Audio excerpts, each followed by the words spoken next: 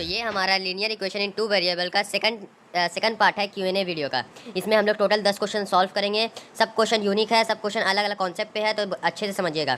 तो देखिए हमारा पहला क्वेश्चन ये है कि place A B 100 kilometre apart है, मतलब ए से बी 100 किलोमीटर का फासला है बीच में। वन कार स्टार्ट फ्रॉम ए, एक कार ए से स्टार्ट करता है, एक कार बी से स्टार्ट करता है एक ही टाइम पे। If the car travel in the same direction, एक ही डायरेक्शन में अगर ट्रैवल करता है ना तो उन लोग 5 घंटे में मिल लेता है, और अगर एक दूसरे की तरफ ट्रैवल करता है तो 1 घंटे में मिल जाता है। तो बोलता है कि इस कार का स्पीड निकालिए। तो इसमें आप क्या करेंगे, सबसे पहले लाइन से चलिए। सबसे पहले लाइन क्या बोल रहा है, ए और बी जो है ये 100 किलोमीटर अपार्ट है। एक कार यहाँ से स्टार्ट हो रहा है, एक कार बी से स्टार्ट हो रहा है। अब बोल रहा है एक ही डायरेक्शन में जा रहा है, मतलब बी भी इसी डायरेक्शन में जा रहा है और ए भी इसी डायरेक्शन में जा रहा है। तो यहाँ तक मान लीजिए यहाँ पे आके दोनों मिल गया। बोल रहा है कि इसको यहाँ से यहाँ आने में और इसको यहाँ से आने में 5 आवर दोनों को लग रहा है, मतलब दोनों को 5-5 घंटा लग रहा है। तो मान लीजिए इसको x, इस एरिया को, इस किलोमीटर को x मान लीजिए। तो ये पूरा क्या हो जाएगा, 100 + x। अब बताइए, अब इसका डिस्टेंस निकाल लेते हैं। ये यहाँ से यहाँ का डिस्टेंस निकाल लेते हैं और फिर 100 प्लस कर देते हैं और फिर इसका डिस्टेंस निकाल देते हैं, तो हमारा x का वैल्यू निकल जाएगा। तो हम लोग क्या करेंगे, b का स्पीड तो यहाँ पे हाँ b का स्पीड ही मानना पड़ेगा। a का स्पीड आप a का स्पीड a मान लीजिए, b का स्पीड b मान लीजिए, ठीक है। जो निकालना है उसी को मानिए। और यहाँ पे ये जो डिस्टेंस है ना इसको भी निकाल रहने देते हैं। तो देखिए 100 + x 5 आवर। तो देखिए यहाँ पे आपका हो जाएगा ये 100 किलोमीटर प्लस ये डिस्टेंस x है और इसका स्पीड भी है, तो x भी इक्वल टू नहीं डिस्टेंस नहीं, हमारा टाइम तो दिया हुआ है ना, टाइम दिया हुआ है और स्पीड पता है, तो डिस्टेंस तो निकल जाएगा। हमको डिस्टेंस मानने की ज़रूरत क्या है, यहाँ पे देखिए टाइम 5 आवर दिया हुआ है और स्पीड दिया हुआ है, तो डिस्टेंस निकल जाएगा 5b। तो 5b ये दोनों प्लस कर दिए और फिर ये क्या है, डिस्टेंस मतलब इसको ही काट दीजिए, इसका ये टाइम दिया हुआ है और स्पीड दिया हुआ है, तो टाइम इंटू स्पीड डिस्टेंस हो जाएगा, तो 5a। तो यहाँ पे हमारा निकल गया 100 + 5b + 5a। यहाँ पे हम लोग डिस्टेंस निकाले स्पीड इंटू टाइम के फॉर्मूला से, तो यहाँ पे हमारा आ गया वैल्यू 5a - 5b = 100। तो a - b हमारा आ गया 20। अब एक और, अब देखिए एक ही क्वेश्चन आया, हम लोग बोला था ना 2 इक्वेशन कम से कम चाहिए। अब बोल रहा है इसको मान लिए a, इसको मान लिए b। अब बोल रहा है कि ये एक ही स्पीड में टुवार्ड्स ईच अदर, वही स्पीड में, वही स्पीड a और b ये स्पीड है। अब बोल रहा है कि एक दूसरे की तरफ आ रहा है, मतलब ये यहाँ आया, ये यहाँ आया। तो बोल रहा है कि ये 5 आवर के बाद मिल जा रहा है, 5 नहीं 1 आवर के बाद मिल जा रहा है। तो यहाँ बताइए क्या होगा। तो देखिए पूरा यहाँ पे हम लोग कैसे इक्वेशन निकालेंगे, देखिए हम लोग यहाँ से यहाँ का डिस्टेंस निकाल लेते हैं स्पीड इंटू टाइम के फॉर्मूला से, यहाँ से यहाँ का डिस्टेंस निकाल लेते हैं स्पीड इंटू टाइम के फॉर्मूला से, और इसको दोनों को प्लस करके इक्वल टू 100 कर देंगे। 100 पूरा डिस्टेंस है तो उससे हमारा निकल जाएगा। यहाँ से यहाँ का डिस्टेंस कैसे निकलेगा, speed into time, speed into time, time बराबर है, यहाँ पे वैसे निकल जाएगा स्पीड इंटू टाइम 5 ये b × 1, ये यहाँ से यहाँ, यहाँ से यहाँ, तो यहाँ से यहाँ और यहाँ से यहाँ प्लस करके क्या होगा, पूरा 100 हो जाएगा। तो हमारा आ गया a + b 100। 2 इक्वेशन समझ में आए ना। वही हम लोग डिस्टेंस को सेम कर रहे हैं, मतलब इसको प्लस करके ये टोटल आ गया और इसको करके टोटल आ गया। तो यहाँ समझे। अब वैल्यू पुट करके देखिए 70 किलोमीटर और 45 किलोमीटर, तो 20 आ रहा है, नहीं आ रहा है तो ये नहीं होगा। इसमें 20 आ रहा है, नहीं हो रहा है, देखिए इसमें 20 आ रहा है तो सी हो सकता है, मतलब इसको माइनस करके 20 आ रहा है और इसको प्लस करके 100 भी आ रहा है, तो ये हमारा आंसर हो गया। अब अगला क्वेश्चन देखिए। अगला क्वेश्चन बोल रहा है कि एक लाइब्रेरी फिक्स चार्ज करता है पहले 3 दिन के लिए और फिर जितना दिन और लेंगे, मतलब देखिए मान लीजिए 5 दिन आप लिए तो पहले 3 दिन के लिए फिक्स चार्ज किया है, मतलब मान लीजिए 2 रुपया देना है आपको 3 दिन के लिए, और जो अगला दिन लेंगे तो हर दिन का फिर पैसा लेगा। तो 5 दिन लिए तो 3 दिन का लेगा और फिर एक एक करके एक दिन का लेगा, और एडिशनल चार्जेस अफसाना additional charges for each day, और हर दिन के लिए चार्ज ले रहा है। कितना चार्ज ले रहा है वो हम लोग को निकालना है शायद। और टोटल में अफसाना 27 रुपीज़ दी 7 डेज़ के लिए, 7 डेज़ के लिए 27 दी, और रुखसाना 21 रुपीज़ दी 5 डे के लिए। तो बताइए फिक्स चार्ज कितना है और हर दिन के लिए कितना है। तो मान लीजिए फिक्स चार्ज x मान लीजिए, मतलब 3 दिन के लिए वो x रुपीज़ दे रही है, और हर दिन के लिए इसके बाद इस 3 दिन के बाद हर दिन के लिए y रुपये दे रही है। तो बताइए यहाँ पे 7 दिन के लिए ली, मतलब 3 दिन के लिए तो x मिले ही गई, और जो लास्ट में 7 में से 3 दिन का x रुपया दी, तो जो 4 दिन बचा तो हर 4 दिन के लिए y देगी, मतलब y हर एक दिन के लिए y, तो टोटल 4y होगा। x पूरे 3 दिन के लिए जा रहा है और y हर दिन के लिए जा रहा है, तो ये 3 दिन के लिए गया और 3 दिन के बाद जो डे बचा उसके लिए हर दिन के लिए 4, तो ये 27 के इक्वल हो गया। और फिर ये 5 डेज़ के लिए, मतलब 3 दिन के लिए x देगी और जो 2 दिन बचा हर 2 दिन y देगी, मतलब 2y = 21। अब सॉल्व कर लीजिए। सॉल्व नहीं करना है, वही वैल्यू पुट कर लीजिए। 22 और 4, 22 और 4, 22 पुट करिए यहाँ पे और 4 पुट करिए। 4 और 8, 4 4 16 नहीं होगा। बी पुट करिए 15 और 3, 15 और 3 चौके 12, तो देखिए 27 आ जा रहा है। इसमें पुट करिए 15 और 3, 3 दूनी 6, तो हमारा 21 भी आ जा रहा है, तो हमारा बी आंसर हो गया।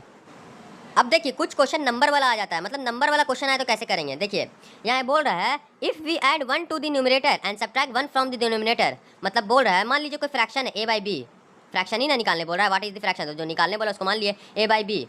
अब बोल रहा है कि अगर हम न्यूमरेटर में 1 प्लस कर देते हैं और डिनोमिनेटर में 1 सब्ट्रैक्ट कर देते हैं तो हमारा जो नया फ्रैक्शन आएगा ना वो 1 से रिड्यूस हो जाएगा, मतलब जो पहले फ्रैक्शन था उसमें से 1 से रिड्यूस हो जाएगा। समझ रहे हैं बात को? अगर 1 न्यूमरेटर में प्लस कर दिए, डिनोमिनेटर में 1 माइनस कर दिए, तो जो फ्रैक्शन है वो 1 से रिड्यूस हो जाएगा। तो इसको निकाल लीजिए, आप निकाल सकते हैं a plus B by B minus 1 equal to a minus 1 by बी। यहाँ पे सॉल्व कर लिए, A B plus B square, A B minus B minus A plus 1, तो ए बी से ए बी कैंसिल, तो आपका इतना आ गया।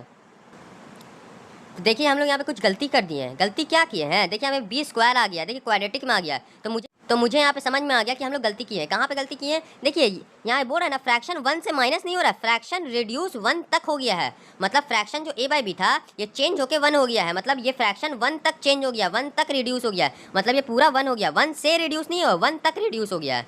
समझिए बात को। तो यहाँ पे क्रॉस मल्टीप्लीकेशन कर दिए, a plus 1 equal to B minus 1, तो हमारा आ गया एक फ्रैक्शन क्या आ गया हमारा a minus B equal to -2, तो एक फ्रैक्शन ये आ गया। दूसरा फ्रैक्शन बोल रहा है इट बिकम्स 1/2, वो 1/2 बन जाता है फ्रैक्शन अगर if we only add 1 to the denominator, अगर सिर्फ हम लोग डिनोमिनेटर में 1 ऐड करेंगे, मतलब न्यूमरेटर ऐसे ही रहेगा, अगर डिनोमिनेटर में सिर्फ 1 ऐड कर देंगे ना तो वो 1/2 बन जाएगा। तो इसको सॉल्व कर लीजिए, 2a equal to B plus 1, ठीक है, तो 2a minus B equal to 1। अब वैल्यू पुट कर लिए, 7 और 5, 7 में से 5 गया -2 नहीं, तो देखिए 7 में से 5 गया -2 नहीं, 3 में से 5 गया -2 आ रहा है, और 3 और 5 इसमें पुट करिए, 3 2 6 और -5, 6 में से 5 गया 1, तो ये हमारा आंसर हो गया।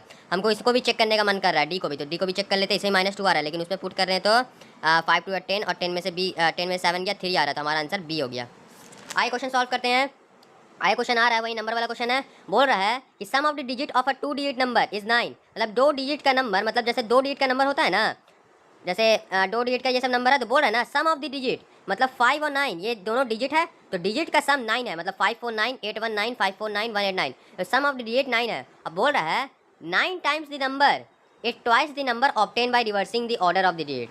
मतलब पहले तो हम लोग नंबर मान लेते हैं, मान लिए 10 से डिजिट पे 4 है, 10 से डिजिट पे 4 है, मतलब एक ए है, मतलब 10 से डिजिट पे ए नंबर है, इस पे ए नंबर है, और 1 से डिजिट पे बी नंबर है, मतलब 4 को ए मान लिया, 5 को बी मान लिया, मतलब समझाने के लिए बोल रहा हूँ। और बोल रहा है कि ऑल्सो 9 टाइम्स दी नंबर, तो नंबर क्या हो जाएगा बताइए। देखिए अगर 10 पे 4 रहता और 1 पे 5 रहता तो नंबर क्या होता, 4 × 10 + 5 है ना, 45 ही ना होता।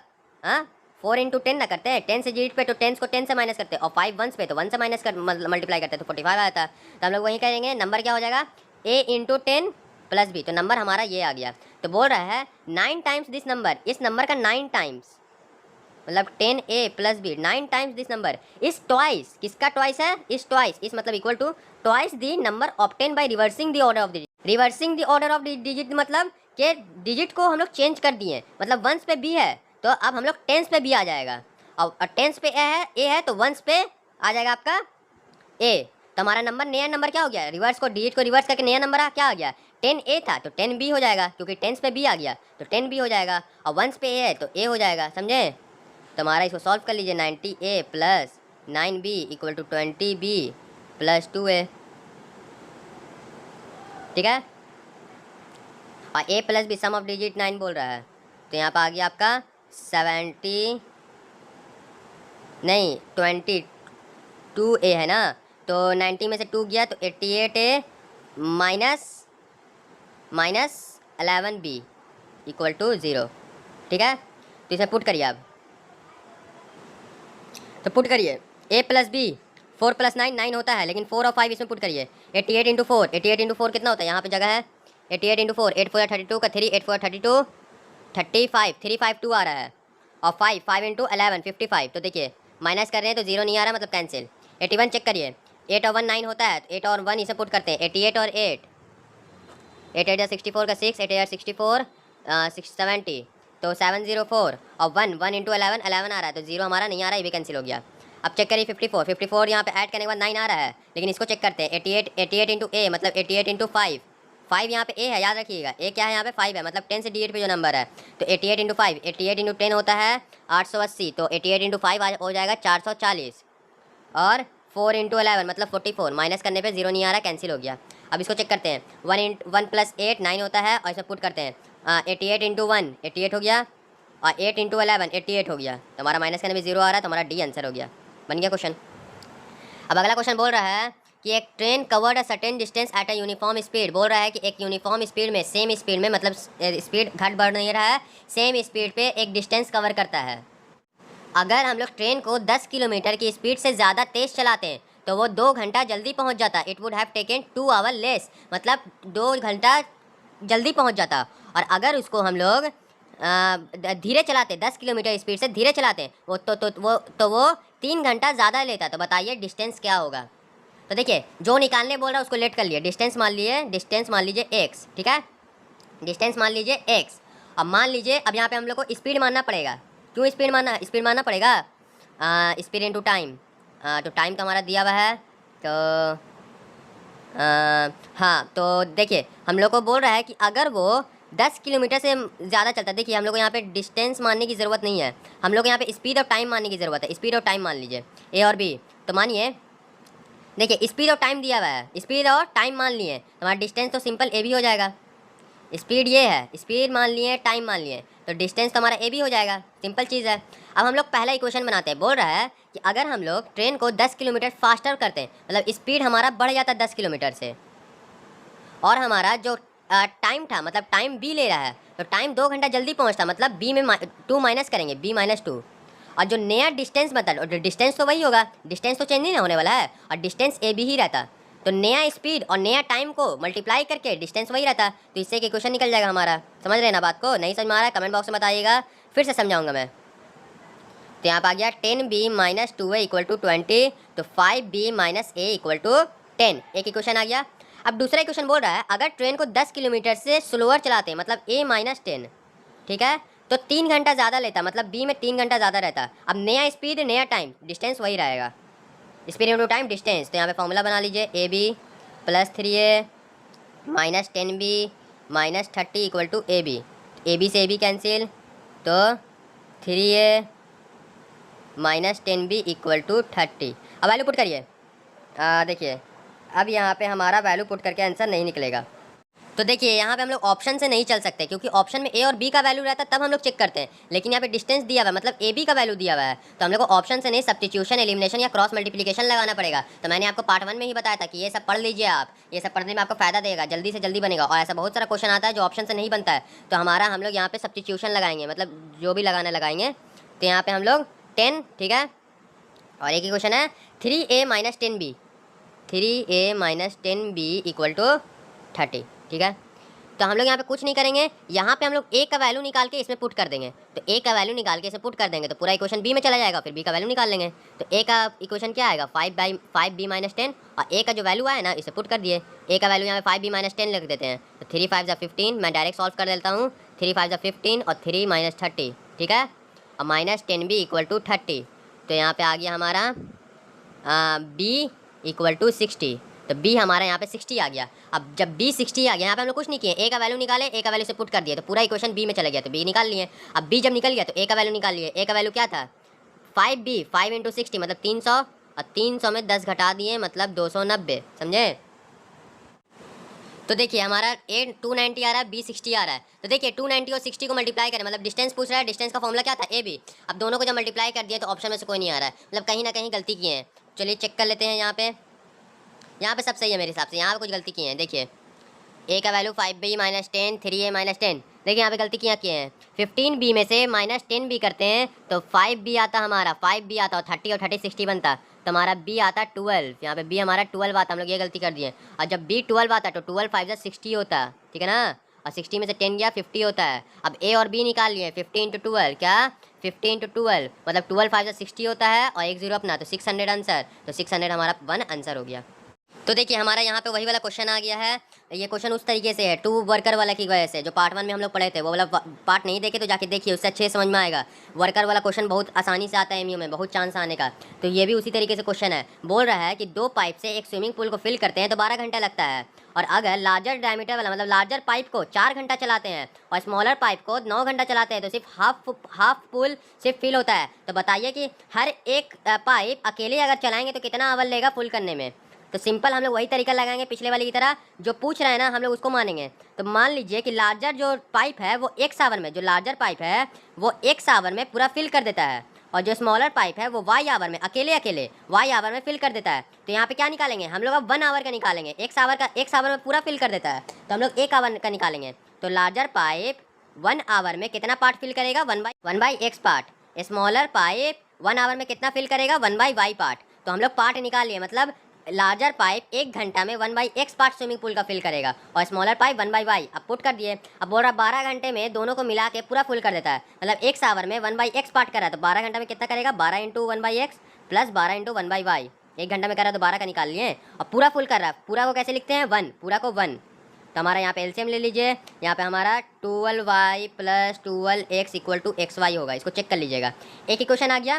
दूसरा इक्वेशन बोल रहा है कि अगर बड़े वाले को 4 घंटा चलाते हैं, मतलब बड़े वाले को सिर्फ 4 घंटा चलाते हैं, मतलब 4 से मल्टीप्लाई कर देंगे, 1 आवर का दिया हुआ है तो, और छोटे वाले को 9 घंटा चलाते हैं तो हमारा सिर्फ हाफ फिल होता है। तो यहाँ पे इक्वेशन निकाल लिए, 4y plus 9x equal to XY by 2, फिर से मल्टीप्लाई कर दिए, 8y plus 18x equal to XY। ठीक है, 2 इक्वेशन आ गया हमारा। ठीक है, 12x plus 12y XY, 8y plus 18x XY। अब वैल्यू पुट कर दिए, 20 और 30 है, 20 और 30 y का वैल्यू 30 है तो 12 इंटू 30 360, और 12 इंटू 20 कितना होगा, 240। तो प्लस करके हमारा आ रहा है 600, और इसको ये दोनों को मल्टीप्लाई करके भी 600 आ रहा है। तो देखिए x और y भी 600, इसको सॉल्व करके 600 आ रहा है, मतलब इसमें ये फिल हो जा रहा है। अब इसे पुट करिए, 8 इंटू 30 तो 8 3 24, और एक जीरो अपने से लगा दिए, मतलब अपने से नहीं, यहाँ पे जीरो दिया बता। और 18x 18 टू ज़ा 36, और 36 और जीरो तो 360, और इसको ही प्लस करके हमारा 600 आ रहा है, मतलब ये हमारा सॉल्व हो गया। मतलब ये दोनों पे एप्लीकेबल है। ये क्वेश्चन अच्छे से समझिएगा, ये क्वेश्चन आ सकता है। मैंने ये इस पार्ट का सबसे अच्छा क्वेश्चन मैं इसी को मानता हूँ। अब अगला क्वेश्चन आता है ये ऐसा क्वेश्चन मैंने सिंपल बताया था, 3 है तो पहले इसको इक्वल करिए, या फिर इसको मतलब कम से कम 2 इक्वेशन आना चाहिए, या फिर आप इसको भी इसको इक्वल कर सकते हो। मतलब इसमें से आप 3 इक्वेशन निकाल सकते हो, 2 इक्वेशन को चाहिए। तो पहले इसको इक्वल कर देते हैं, तो क्रॉस मल्टीप्लिकेशन कर देते हैं। तो 4x प्लस 4 इंटू 13 12, और 5x प्लस 5, समझ में आ रहा है ना। तो पहले ये दोनों को इक्वल कर दिए, सॉल्व कर दिए। तो यहाँ पे हमारा यहाँ पे तो सिंपल हमारा x का डायरेक्ट वैल्यू आ जा रहा है। तो x और 12 में से 5 दिया, 12 में से 5 दिया, कितना बचता है 7, तो 7 आ गया। तो इसमें सिंपल x का वैल्यू आ गया। तो यहाँ पे दिक्कत क्या था, अच्छा ये दोनों को चेक कर लेते, 7 आता है उसमें भी, x प्लस 2 मतलब 5x प्लस 10 9x प्लस 27, इसमें उतना ही आता है। ये उधर चला गया 4x, और ये इधर आ गया, ये उधर चला गया 4x, और इधर आ गया तो -17। तो देखिए इसमें आपका x का वैल्यू -17/4 आ रहा है। अब इसको और इसको इक्वल करिए, इसको इक्वल करेंगे तो क्या आएगा, यहाँ पे सॉल्व करते हैं। 4x प्लस 8, क्रॉस मल्टीप्लिकेशन तो आता होगा, 9 में 10 में आ गए हैं तो 9x प्लस 9, तो 9 में 5x इक्वल टू -1, तो x का वैल्यू -1/5। तो देखिए मेरे हिसाब से देखिए 3 आंसर आ रहा है, और इसका वैल्यू सिर्फ 7 ही ऐसा है जिसमें सॉल्व कर दो, उसी को टिक मार दीजिए। उतना नहीं सोचना है कि 3 वैल्यू कैसे आ रहा है, हमारा 7 आ रहा है और टिक मारते हैं। अगर यहाँ पे -1/5 भी दिया रहता है, -70/4 भी दिया रहता है, तब हम लोग दिमाग लगाते कि किसको टिक करना है, हम क्या कर रहे हैं, गलती कर रहे हैं, क्या कर रहे हैं, क्वेश्चन गलत है, फिर हम लोग दिमाग लगाते हैं। लेकिन यहाँ पे सिंपल हमारा एक आंसर आ गया तो टिक कर दीजिए। देखिए अब हमारा क्वेश्चन आ रहा है, क्वेश्चन हमारा इक्वेशन ये है, 7 के power 1 plus x plus 1 equal to 50 है, तो x का वैल्यू क्या करेंगे। बहुत सिंपल, आपको कुछ यहाँ पे सॉल्व इतना दिमाग नहीं लगाना है, आपको सिर्फ यहाँ पे 0 पुट करिए। 0 पुट करके भी बना सकते हैं, डायरेक्ट भी बना सकते हैं। 0 पुट करिए, 0 पुट किए तो 7 के पावर सिर्फ 1 बचा, मतलब 7 बचा, और यहाँ +1 तो यहाँ पे 8 आ रहा है, मतलब 15 नहीं आ रहा है। 1 पुट करिए, 1 अगर पुट करें तो पहले से 1 है, और 1 तो 7 के पावर 2 हो जाएगा, तो 7 के पावर 2 49, और +1 और 50 हो गया, तो हमारा बी आंसर हो गया। या फिर ऐसे भी सॉल्व करते तो ऐसे ही बन जाता है, 7 के पावर 1 प्लस x, 1 में से 50 चला, मतलब 50 में से 1 चला तो 49, और 49 को आप क्या लिख सकते हैं 7 का स्क्वायर, तो बेस सेम, तो पावर इक्वल टू 1 + x = 2, तो 1 + x = 2 बचता, तो x = 1 आ जाता, तो ऐसे भी टिक हो जाता, या चेक भी कर सकते हैं वैल्यू पुट करके। अब अगला क्वेश्चन हमारा आता है ये, इसमें पूछ रहा है for what value of k do the equation इतना इतना represent two line intersecting at a unique point, मतलब ऐसा k का वैल्यू बताइए जहाँ पे वो इंटरसेक्ट कर रहा है, मतलब यूनिक पॉइंट आ रहा है। यूनिक पॉइंट का आपको क्या बताते हैं formula, a1/a2 doesn't equal to b1/b2, ये तो याद होना चाहिए। अब यूनिक पॉइंट है, यूनिक पॉइंट का ये फॉर्मूला तो वैल्यू पुट कर दिए। a1 क्या है यहाँ पे x का कोफिशिएंट k, a2 क्या है x का, इस ये x का कोफिशिएंट 2, b1 क्या है -2, और b2 क्या है 1। देखिए y का कोफिशिएंट यहाँ पे क्या है 0 नहीं 1 है, यहाँ पे y का कोफिशिएंट 0 नहीं है 1 है। अब इसको सॉल्व कर लीजिए, यहाँ पे cross multiplication k × 1 equal to, मतलब k डजंट इक्वल टू -4, मतलब k इधर आ गया और 2 इधर से -2 चला गया k। तो देखिए हमारा यहाँ पे आ रहा था k डजंट इक्वल टू -4, मतलब k -4 नहीं होना चाहिए, उसके अलावा कुछ भी हो सकता है, तो k -4 नहीं है तो 3 भी हो सकता था, -3 भी हो सकता था। तो हम किसको सॉल्व करें, यहाँ पे मतलब हमारा क्वेश्चन गलत हम लोग किए थे, मैंने गलती से क्वेश्चन गलत, तो यहाँ पे मैंने गलती से 2x 3x की जगह 2x लिख दिया था, तो हम फिर से सॉल्व कर लेते हैं। तो यहाँ पे हमारा 3 कहाँ पे 3 जाएगा, यहाँ पे हमारा 3 होगा, मतलब हमारा मतलब k हमारा -6 नहीं होगा, 3 × -2 -6, मतलब -6 के अलावा सब होगा, मतलब ऑल रियल वैल्यू एक्सेप्ट -6, मतलब -6 नहीं होगा। अगर -6 होगा तो वो यूनिक सॉल्यूशन नहीं होगा, क्योंकि -6 जब होगा तभी तुम्हारा k का वैल्यू -6 होगा ना, तभी तुम्हारा इक्वल नहीं होगा। अगर -6 आ गया तो इक्वल हो जाएगा, और जब इक्वल हो जाएगा तो तुम्हारा यूनिक नहीं बचेगा, मतलब -6 के अलावा सभी रियल वैल्यू इसका आंसर होगा, समझे। -6 के इक्वल नहीं है, मतलब 3 मत टिक मार देगा, k b मत टिक मार देगा, ये सब ऑप्शन चेक कर लीजिएगा। अब हमारा लास्ट क्वेश्चन आ रहा है, बोल रहा है कि 50 रुपीज़ को हम लोग 150 बच्चे में डिस्ट्रीब्यूट करते हैं, तो 50 पैसे हर लड़का को मिलता है और 25 पैसे हर लड़की को मिलता है। यहाँ पे पैट्रियार्की हो रहा है, तो यहाँ पे 50 पैसे हर लड़के को मिलता है और 25 पैसे हर लड़की को मिलता है, तो बताइए बॉयज़ कितने हैं। तो क्या यहाँ पे दिमाग लगाएंगे, सिंपल, आप बॉयज़ निकालना है तो बॉयज़ को x मान लीजिए। अब देखिए बॉयज़ को x मान ली तो वाई को, गर्ल्स को y मानना है, नहीं, यहाँ पे टोटल आपका स्टूडेंट्स कितना दिया है, टोटल स्टूडेंट 150 दे दिया है, मतलब बच्चे x होंगे, मतलब लड़के x होंगे तो लड़की 150 - x होंगे, है ना, टोटल में से लड़का का घटा देंगे।